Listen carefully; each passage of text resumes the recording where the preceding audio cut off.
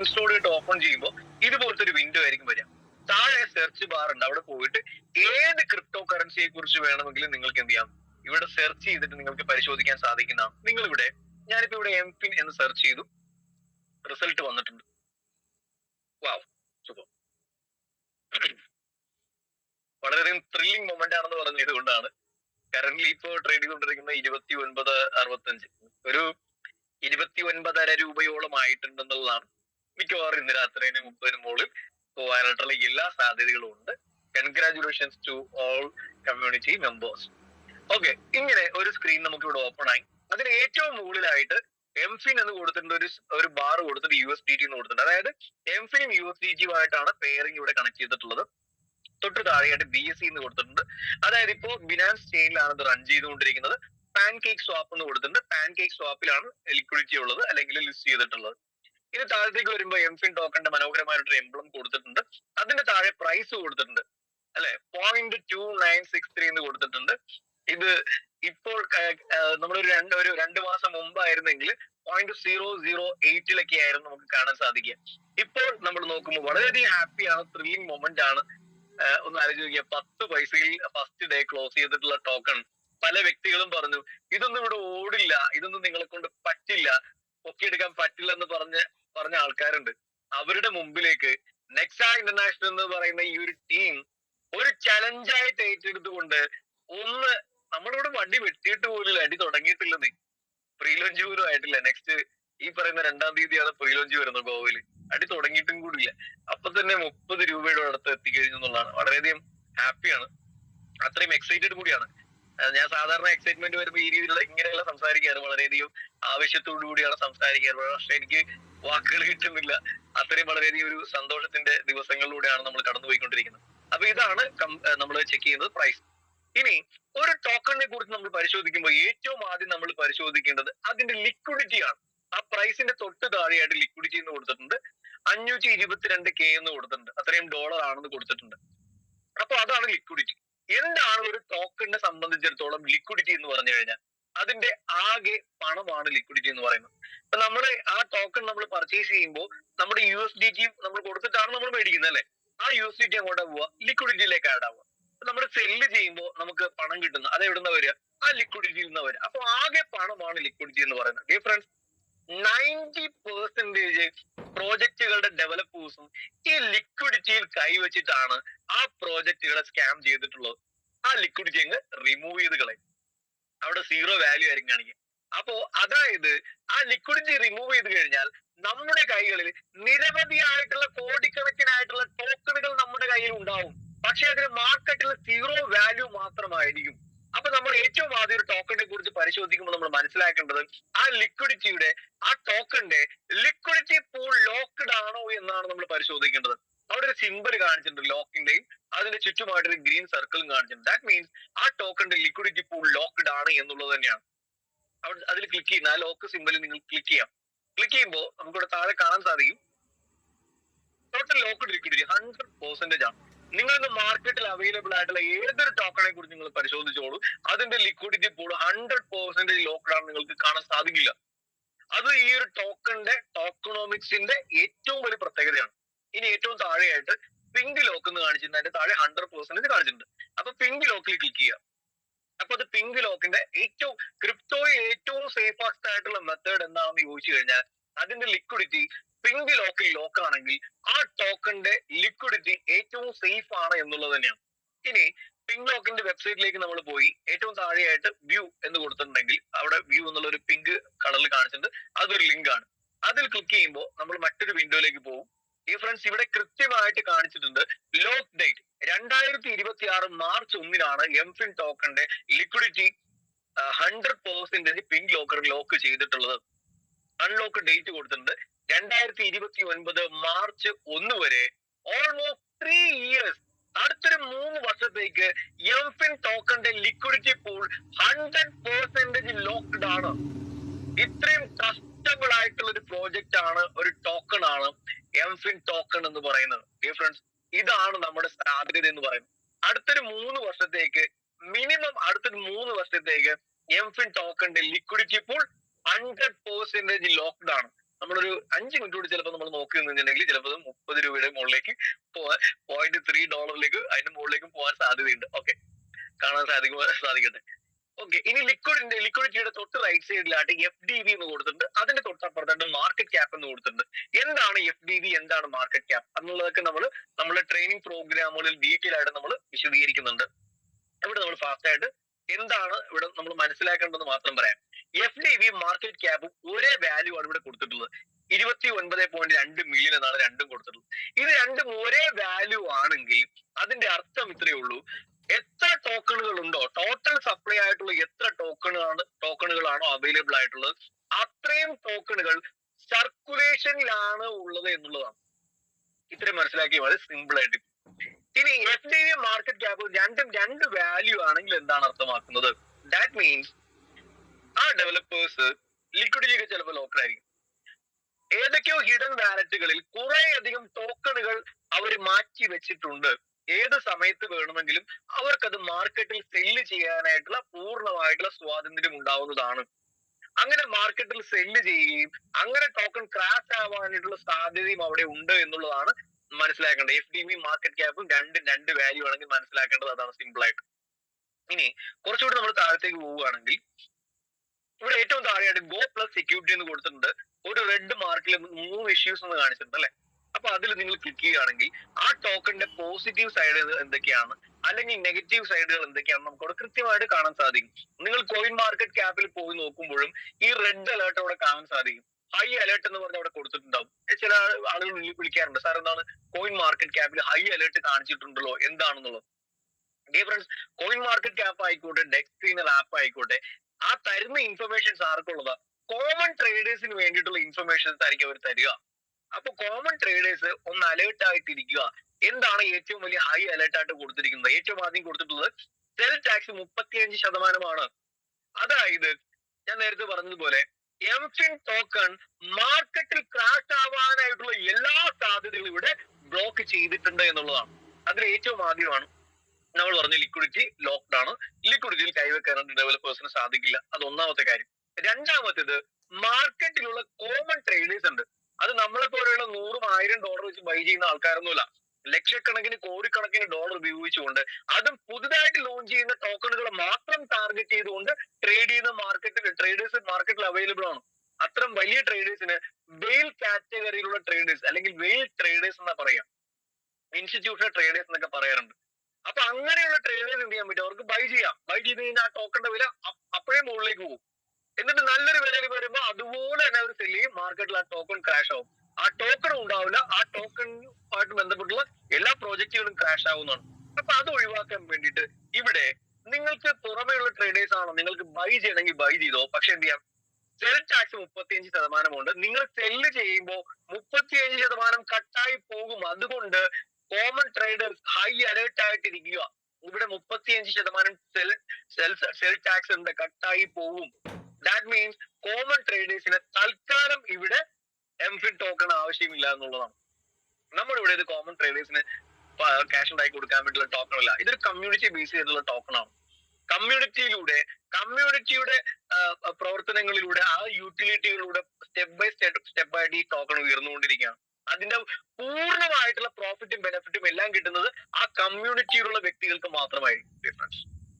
ഇനി ഇവിടെ നെക്സ്റ്റ്, ചില ആളുകൾ വിചാരിക്കുകയാണ് എന്റെ 35% കട്ടായാലും കുഴപ്പമില്ല, എംഫിൻ ടോക്കൺ ഒന്ന് ക്രാഷ് ആയി കാണണമെന്ന് വിചാരിക്കുന്ന അങ്ങനെയുള്ള ആളുകൾ മാർക്കറ്റിൽ അവൈലബിൾ ആണ്. അവരോട് പറയാനുള്ളത് ഇത്രേ ഉള്ളൂ, ഇവിടെ വൈറ്റ് ലിസ്റ്റ് എനേബിൾഡ് ആണ്. അതായത് നിങ്ങൾ ബൈ ചെയ്തോളൂ. അൺയൂഷ്വൽ ആയിട്ടുള്ള ഒരു ഹൈ ബൈയിങ് ഇവിടെ കണ്ടു കഴിഞ്ഞാൽ നിങ്ങളുടെ സെല്ലിംഗ് നിയന്ത്രിക്കാനായിട്ടുള്ള പൂർണ്ണമായിട്ടുള്ള അധികാരം ഇവിടെ കോൺട്രാക്റ്റിൽ അവൈലബിൾ ആണ്. നിങ്ങൾ ബൈ ചെയ്തോളൂ, പക്ഷെ സെല്ല് ഒരു ദിവസത്തിൽ ഇത്ര പെർസെന്റേജ് മാത്രമേ സെല്ല് ചെയ്യാൻ പറ്റൂ എന്നുള്ള ഒരു ക്ലോസ് ഇവിടെ ഉണ്ട്. അത് ഈ ഒരു ടോക്കണിനെ കോമൺ ട്രേഡേഴ്സിൽ നിന്നും ആ ഒരു ക്രാഷ് ആവാനുള്ള സാധ്യത ഇവിടെ ബ്ലോക്ക് ചെയ്തിരിക്കുകയാണ്. അത് മാത്രമല്ല, നിങ്ങൾ എംഫിൻ ടോക്കൺ സ്വാപ്പ് ചെയ്ത് പർച്ചേസ് ചെയ്ത് കഴിഞ്ഞാൽ 48 മണിക്കൂറിനുള്ളിൽ നിങ്ങൾ സ്റ്റേക്ക് ചെയ്തിരിക്കണം. ഇല്ലെന്നാണെങ്കിൽ ആ ടോക്കൺ കൊണ്ട് യാതൊരു ഉപയോഗവും ഉണ്ടാവില്ല. അത് വെറുതെ നമുക്ക് കയ്യിൽ ഉണ്ടാവുമെന്ന് മാത്രമല്ല, യാതൊരു യൂസും ഉണ്ടായിരിക്കില്ല എന്നത്. അപ്പോൾ എംഫിൻ ടോക്കൺ പ്യൂർലി ഇതൊരു കമ്മ്യൂണിറ്റി ബേസ് ചെയ്തിട്ടുള്ള ടോക്കൺ മാത്രമാണ്. കമ്മ്യൂണിറ്റിക്ക് തന്നെയാണ് ഇതിന്റെ എല്ലാ ബെനിഫിറ്റുകളും ലഭിക്കുക. ഇനി ഏറ്റവും പ്രധാനപ്പെട്ട ഒരു കാര്യം, ഓണർഷിപ്പ് റിനൗൺസ്ഡ് ആണ്. ഒരു ടോക്കണിനെ കുറിച്ച് നമ്മൾ പഠിക്കുമ്പോൾ ഏറ്റവും ആദ്യം പരിശോധിക്കേണ്ടത് ലിക്വിഡിറ്റി നമ്മൾ കണ്ടു. നെക്സ്റ്റ് നമ്മൾ പരിശോധിക്കേണ്ടത് അത് ഓണർഷിപ്പ് അതിന്റെ റിനൗൺസ്ഡ് ആണോ എന്നാണ്. റിനൗൺസ്ഡ് മീൻസ് ആ ഒരു ടോക്കൺ റിനൗൺസ്ഡ് ആണെങ്കിൽ അതിന്റെ കോൺട്രാക്റ്റിൽ യാതൊരുവിധ നിയന്ത്രണങ്ങളും കൊണ്ടുവരാനായിട്ട് അതിന്റെ ഡെവലപ്പേഴ്സിന് സാധിക്കില്ല എന്നുള്ളതാണ്. അവർക്ക് യാതൊരുവിധ ചേഞ്ചസ് കൊണ്ടുവരാനോ ഒരു കൺട്രോളും അതിൽ ചെയ്യാൻ പോലും അതിന് സാധിക്കില്ല എന്നുള്ളതാണ്. ഓണർഷിപ്പ് റിനൗൺസ്ഡ് ആയിരിക്കണം. ഓണർഷിപ്പ് ഒരു ടോക്കണിന്റെ റിനൗൺസ്ഡ് അല്ലെങ്കിൽ ആ ടോക്കൺ ഏത് സമയത്ത് വേണമെങ്കിലും തിരുത്തലുകളും കാര്യങ്ങളും കൊണ്ടുവരാനായിട്ട് ഡെവലപ്പേഴ്സിന് പൂർണ്ണമായിട്ടുള്ള സ്വാതന്ത്ര്യം ഉണ്ടായിരിക്കുന്നതാണ്. സോ ഓണർഷിപ്പ് റിനൗൺസ്ഡ് ആയിട്ടുള്ള ടോക്കൺ ആയിരിക്കണം. ഹിഡൻ വാലറ്റുകൾ, ഹിഡൻ ഓണേഴ്സ് ഒന്നുമില്ല. ഹണിപോട്ട് എന്ന് പറയുന്ന ഒരു സ്കാമിംഗ് മെത്തേഡാണ്. അത് ഇവിടെ ഉണ്ടോ എന്ന് ചോദിച്ചാൽ ഇല്ല എന്നുള്ളത് തന്നെയാണ്. മിന്റബിൾ ആണോ, അതായത് പുതിയ ടോക്കണുകൾ ആവശ്യാനുസരണം മിന്റ് ചെയ്ത് ക്രിയേറ്റ് ചെയ്തെടുക്കാൻ പറ്റുന്നതാണോ? അല്ല. 10 കോടി ടോക്കൺ ആണ് ടോട്ടൽ ഉള്ളത്. അതിൽ നിന്നും ഒരു ടോക്കൺ പോലും പുതുതായിട്ട് ക്രിയേറ്റ് ചെയ്യാൻ പറ്റുന്ന രീതിയിലല്ല ഈ കോൺട്രാക്ട് ഡിസൈൻ ചെയ്തിരിക്കുന്നത്. ഇനി വളരെ പ്രധാനപ്പെട്ടുള്ള കാര്യം, ഇത് ഒരു ആന്റി വെയിൽ ടോക്കൺ ആണ്. ആന്റി വെയിൽ മീൻസ് ബൾക്കായിട്ടുള്ള സെല്ലിംഗ് മാർക്കറ്റിൽ കൊണ്ടുവരാൻ പറ്റുന്നതല്ല.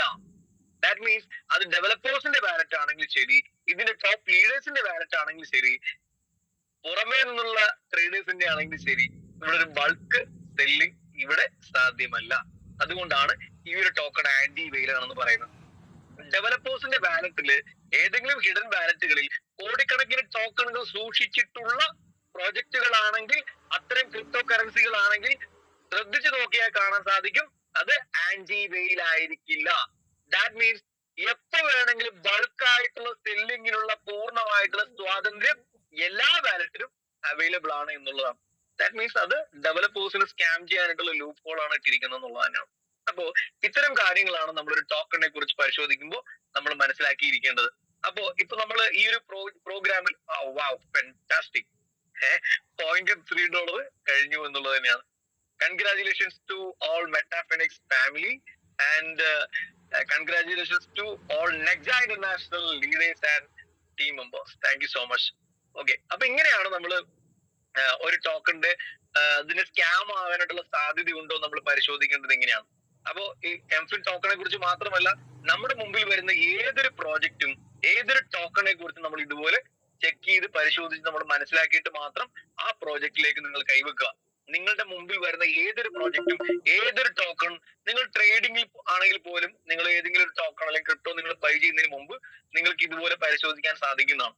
അപ്പൊ നമ്മളെടുത്തൊരു ചലഞ്ചാണ്, ഇനി നമ്മുടെ പല വ്യക്തികൾക്കും പല സ്കാം പ്രോജക്റ്റുകളിലും പോയി വീണിട്ടുള്ള പല വ്യക്തികൾക്കും ഒരു ക്രിപ്റ്റോ കറൻസി മാർക്കറ്റിൽ വരുമ്പോ അതെങ്ങനെയാണ് പരിശോധിക്കേണ്ടതെന്ന് പോലും നമുക്ക് അറിയില്ലായിരുന്നേ.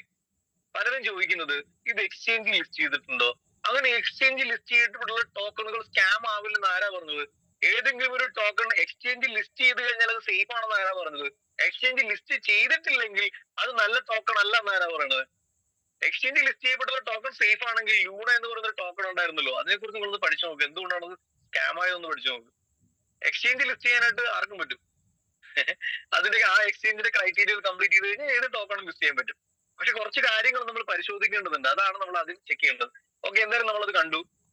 നമ്മളിപ്പോ നമ്മുടെ മെറ്റാഫിനിക്സ് എന്ന് പറയുന്ന പ്രോജക്റ്റിലേക്ക് വരുമ്പോൾ നമ്മൾ $25 മെറ്റാ കാർഡ് ആക്ടിവേറ്റ് ചെയ്ത് കഴിഞ്ഞു. ഇനി നമുക്ക് എംഫിൻ ടോക്കൺ നമുക്ക് ഇൻവെസ്റ്റ് ചെയ്യാൻ സാധിക്കും. ഇൻവെസ്റ്റ് ചെയ്ത് കഴിഞ്ഞാൽ ദാറ്റ് മീൻസ് സ്റ്റേക്ക് ചെയ്ത് കഴിഞ്ഞാൽ നമുക്കുള്ള ബെനിഫിറ്റ് എന്താണ്? 3 പാക്കേജുകളാണ് ഇവിടെ അവൈലബിൾ ആയിട്ടുള്ളത്. ഒന്ന്, 3 മാസത്തേക്ക് നമ്മൾ സ്റ്റേക്ക് ചെയ്യുകയാണെങ്കിൽ 0.5% ആണ് പെർ ഡേ നമുക്ക് കിട്ടുക. 6 മാസത്തേക്ക് നമ്മൾ സ്റ്റേക്ക് ചെയ്യുകയാണെങ്കിൽ 0.7% ആണ് പെർ ഡേ കിട്ടുക. 365 ദിവസത്തേക്കാണ് നമ്മൾ സ്റ്റേക്ക് ചെയ്യുന്നതെങ്കിൽ 1% ആണ് പെർ ഡേ കിട്ടുക. ഫോർ എക്സാമ്പിൾ, നമ്മുടെ $1000 നമ്മൾ ഇൻവെസ്റ്റ് ചെയ്യുകയാണെങ്കിൽ അതിന്റെ 1% എന്ന് പറയുമ്പോൾ ഡെയിലി $10 ആയിരിക്കും നമുക്ക് കിട്ടുക. അടുത്ത 365 ദിവസത്തേക്ക് നമുക്ക് കിട്ടുക $10 ആയിരിക്കില്ല കിട്ടുക, $10 വിലയുള്ള അത്രയും മൂല്യമുള്ള എംഫിൻ ടോക്കൺ ആയിരിക്കും നമുക്ക് കിട്ടുക. ഇവിടെയാണ് ഇതിന്റെ ബ്യൂട്ടി എന്ന് പറയുന്നത്. ഡിഫറൻസ് കഴിഞ്ഞ 1 മാസം കൊണ്ട് മാത്രമായിട്ട് ഇൻവെസ്റ്റ് ചെയ്തിട്ടുള്ള എമൗണ്ടിനേക്കാൾ കൂടുതൽ പല വ്യക്തികളിൽ നിന്ന് വാങ്ങിക്കഴിഞ്ഞു. കാരണം അത്രയും വലിയൊരു ഗ്രോത്ത് ആണ് എംഫിൻ ടോക്കൺ ഉണ്ടാക്കിയിട്ടുള്ളത്. ചെറിയൊരു എക്സാമ്പിൾ ഞാൻ പറയാം. ഈ ഒരു ടോക്കണിന് 10 പൈസ ഉണ്ടായിരുന്നപ്പോ $1000 ഇൻവെസ്റ്റ് ചെയ്തിട്ടുള്ള ഒരു വ്യക്തിക്ക് $10 മൂല്യമുള്ള എംഫിൻ ടോക്കൺ ആണ് ഡെയിലി കിട്ടുന്നത്. $10 10,000 ടോക്കൺ കിട്ടുമായിരുന്നു. ആ ഒരു ദിവസത്തെ മൂല്യം എന്ന് പറയുന്നത് $10 10,000 ടോക്കൺ കിട്ടിയിരുന്നെങ്കിൽ ആ 10,000 ടോക്കണിന് ഇപ്പോൾ കറന്റ്ലി നമ്മൾ ഈ മീറ്റിംഗ് നടത്തിക്കൊണ്ടിരിക്കുമ്പോൾ 30 രൂപയിലേക്ക് പോയി എന്ന് ആലോചിച്ച് നോക്കിയേ. 30,000 രൂപയായി അന്നത്തെ ഒരു ദിവസത്തെ വാല്യൂ മാത്രം. ആ ഒരു മാസം കൊണ്ട് അതുപോലെ ടോട്ടൽ ഒരു 50,000 ടോക്കൺ മാത്രം കിട്ടിയിട്ടുണ്ടെങ്കിൽ ഒന്ന് ആലോചിച്ച് നോക്കിയേ. 1 ലക്ഷം ഇൻവെസ്റ്റ് ചെയ്ത ഒരാൾക്ക് കഴിഞ്ഞ ഒരു മാസത്തിൽ 30,000 ടോക്കൺ കിട്ടി. പോട്ടെ, 1,000 ടോക്കൺ കിട്ടിയെന്ന് വിചാരിക്കുക ടോട്ടൽ ആയിട്ട്. ഡെയിലി കിട്ടുന്ന ആള് ഹോൾഡ് ചെയ്ത് കളക്ട് ചെയ്ത് വെച്ചു. 1000 ടോക്കൺ ഇപ്പൊ കയ്യിലുണ്ടെന്ന് വിചാരിക്കുക. 3 ലക്ഷം രൂപയായി അദ്ദേഹത്തിന്റെ ഇൻവെസ്റ്റ്മെന്റ്. 1 ലക്ഷം ഒരു മാസം കൊണ്ട് ഇനിയും കിടക്കുകയാണ് 365 ദിവസത്തിലേക്ക് ബാലൻസ്. ഇതാണ് ഈ ഒരു ടോക്കണിന്റെ ബ്യൂട്ടി, അല്ലെങ്കിൽ ഈ ഒരു പ്രോജക്റ്റിന്റെ ബ്യൂട്ടി എന്ന് പറയുന്നത്. Dear friends, maximum Mfin token collect ചെയ്തോളൂ. ഇതിന്റെ ഒരു അഡ്വൈസ് തന്നെയാണ്. കാരണം അടുത്തൊരു 6 മാസത്തിനുള്ളിൽ എംഫിൻ ടോക്കണിന്റെ വാല്യൂ $5 $10 ഇടയിലേക്ക്, അല്ലെങ്കിൽ അതിന് മുകളിലേക്ക് ഉയരാനായിട്ടുള്ള എല്ലാ സാധ്യതകളും ഇന്ന് നമ്മുടെ മുമ്പിലുണ്ട് എന്നുള്ള അത്ര സ്വീകാര്യതയാണ് എംഫിൻ ടോക്കണും മെറ്റാഫിനെക്സ് പ്രോജക്റ്റും കിട്ടിക്കൊണ്ടിരിക്കുന്നത്. ഇനി മറ്റൊരു പ്രത്യേകത, 365 ദിവസം നിങ്ങളുടെ സ്റ്റേക്കിംഗ് കാലാവധി കഴിയുമ്പോൾ നിങ്ങളുടെ ക്യാപിറ്റൽ റിട്ടേൺ കിട്ടുന്നതാണ്. അത് എംഫിൻ ടോക്കൺ ആയിട്ടായിരിക്കില്ല കിട്ടുക, USDT ആയിട്ടായിരിക്കും കിട്ടുക. ഇത് വളരെ പ്രധാനപ്പെട്ട ഒരു കാര്യമാണ്. കാരണം പല പ്രോജക്റ്റുകളും ഇവിടെ 6 മാസം കഴിയുമ്പോഴും 1 വർഷം കഴിയുമ്പോഴൊക്കെ ഫീൽഡിൽ നിന്ന് അപ്രത്യക്ഷമായിട്ടുണ്ടെങ്കിൽ അതിന് പ്രധാനപ്പെട്ട ഒരു കാര്യം ഇതാണ്. കാരണം ചെറിയ വിലയിൽ, ആ ടോക്കണിന്റെ ചെറിയ വിലയിൽ ഇൻവെസ്റ്റ് ചെയ്യുന്ന വ്യക്തികളെ സംബന്ധിച്ചിടത്തോളം ലക്ഷക്കണക്കിന് കോടിക്കണക്കിന് ടോക്കണാണ് അവരുടെ കയ്യിലേക്ക് വരുന്നത്. അത് അവരെന്ത് ചെയ്യും? കമ്പനിയുടെ സ്റ്റേക്കിംഗ് വാലറ്റിലേക്ക് കൊടുത്ത് സ്റ്റേക്ക് ചെയ്യുകയാണ്. അവരുടെ സ്റ്റേക്കിംഗ് കാലാവധി കഴിയുമ്പോൾ ആ ടോക്കണുകളാണ് റിലീസ് ചെയ്ത് കൊടുക്കുന്നതെന്ന് ആലോചിച്ച് നോക്കിയേ. ആ പ്രോജക്റ്റ് 1 വർഷം കഴിയുന്നതിന്റെ ഡേ 1 മുതൽ ഇത്രയും ടോക്കണുകൾ ആ കമ്മ്യൂണിറ്റിയിലുള്ള ഓരോ വ്യക്തികളിലേക്ക് ഇങ്ങനെ റിലീസ് ചെയ്ത് കൊടുത്തു കഴിഞ്ഞാൽ മാർക്കറ്റിൽ അതിന്റെ ഡേ 1 മുതൽ സെല്ലിങ് സ്റ്റാർട്ട് ചെയ്യും. ബൾക്കായിട്ടുള്ള സെല്ലിങ് സ്റ്റാർട്ട് ചെയ്യും. അങ്ങനെ ഒരു സെല്ലിങ് സ്റ്റാർട്ട് ചെയ്ത് കഴിഞ്ഞാൽ കമ്മ്യൂണിറ്റി മെമ്പേഴ്സ് എന്ത് ചെയ്യും? പാനിക് ആയിട്ടുള്ള സെല്ലിങ് മാർക്കറ്റിൽ വരും. ആ ടോക്കൺ ക്രാഷ് ആവും, ആ പ്രോജക്റ്റ് നിന്നുപോകും. ഡിഫറൻസ് ഇവിടെ അത് തടയുന്നതിന് വേണ്ടിയിട്ടാണ് ഇവിടെ എന്ത് ചെയ്തിരിക്കുന്നത്? നമ്മുടെ സ്റ്റേക്കിംഗ് കാലാവധി കഴിയുമ്പോൾ 365 ദിവസം കഴിയുമ്പോൾ നമ്മുടെ ക്യാപിറ്റൽ കമ്പനി റിട്ടേൺ തരുന്നത് ഡോളർ ആയിട്ടായിരിക്കും തരിക, USDT ആയിട്ടല്ല. ഞാൻ പറഞ്ഞില്ലേ, എംഫിൻ ടോക്കൺ മാർക്കറ്റിൽ ക്രാഷ് ആവാനായിട്ട് എല്ലാ വാതിലുകളുടെ ക്ലോസ്ഡ് ആണ്. നെക്സ്റ്റ്, ഇവിടെ നമുക്ക് പാസീവ് ഇൻകം ഉണ്ട്. ഇതിനൊന്ന് പ്രൊമോട്ട് ചെയ്ത് കഴിഞ്ഞാൽ 15 ലെവലിൽ നിന്നാണ് ഇവിടെ ലെവലിംഗ് കിട്ടുക. 1ാമത്തെ ലെവലിൽ നിന്ന് 25%, രണ്ടാമത്തെ 3ാമത്തെ ലെവലിൽ നിന്ന് 10% വീതം കിട്ടുന്നുണ്ട്. 4ാമത്തെ ലെവൽ മുതൽ 10ാമത്തെ ലെവൽ വരെ 5% വീതം ഓരോ ലെവലിൽ നിന്ന് കിട്ടുന്നു. 11 മുതൽ 15 വരെ 3% വീതം ഓരോ ലെവലിൽ നിന്ന് കിട്ടുന്നുണ്ട്. ഇത് ROI to ROE ആണ് നമുക്ക് ഇവിടെ ലെവലിംഗ് കിട്ടുക. ഇവിടെ ക്രൈറ്റീരിയയും ഉണ്ട്. ഇവിടെ 1ാമത്തെ ലെവലിൽ $1,500 ഇൻവെസ്റ്റ്മെന്റ് നമുക്ക് വന്നാലാണ് 2ാമത്തെയും 3ാമത്തെ ലെവലിൽ നമുക്ക് ഓപ്പൺ ആവുള്ളൂ. അതുപോലെ ആദ്യത്തെ 3 ലെവലുകളിൽ $5,000 ഇൻവെസ്റ്റ്മെന്റ് വരുമ്പോഴാണ് നമുക്ക് 4ഉം 5ഉം നമുക്ക് ഇവിടെ ഓപ്പൺ ആവുന്നത്.